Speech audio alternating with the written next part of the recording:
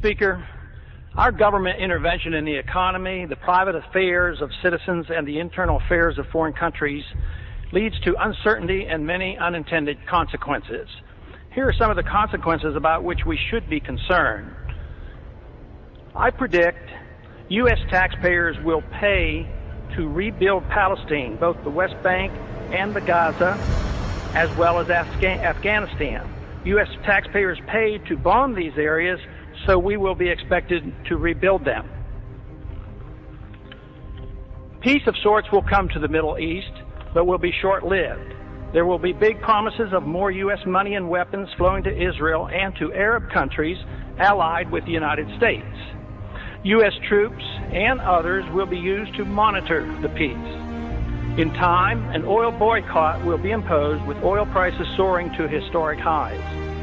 Current Israeli-United States policies will solidify Arab Muslim nations in their effort to avenge the humiliation of the Palestinians. This will include those Muslim nations that in the past have fought against each other.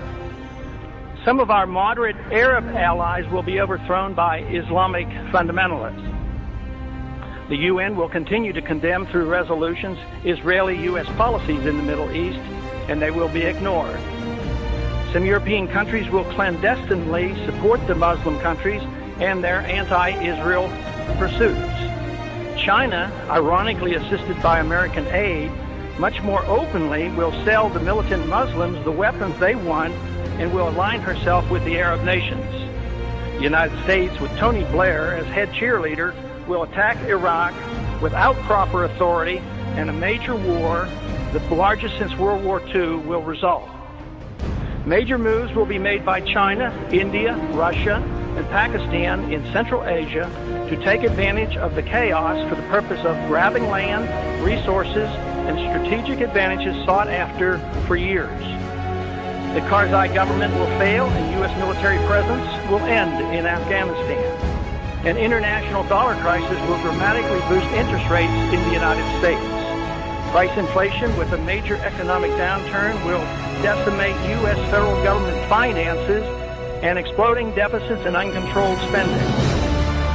Federal Reserve policy will continue at an expanding rate with massive credit expansion, which will make the dollar crisis worse. Gold will be seen as an alternative to paper money as it returns to its historic role as money. Erosion of civil liberties here at home will continue as our government responds to political fear in dealing with the terrorist threat by making generous use of the powers obtained with the Patriot Act. Many American military personnel and civilians will be killed in the coming conflict. The leaders of whichever side loses the war will be hauled into and tried before the International Criminal Court for war crimes. The United States will be war, but neither will we win. Our military and political leaders will not be tried by the International Criminal Court. The Congress and the President will shift radically toward expanding the size and scope of the federal government. This will satisfy both the liberals and the conservatives. Military and police powers will grow, satisfying the conservatives. The welfare state, both domestic and international, will expand, satisfying the liberals. Both sides will endorse military adventurism overseas. This is the most important of my predictions. Policy changes could prevent all of the previous predictions from occurring. Unfortunately, that will not occur. In due course, the Constitution will continue to be steadily undermined and the American Republic further weakened. During the next decade, the American people will become poorer and less free, while they become more dependent on the government for economic security.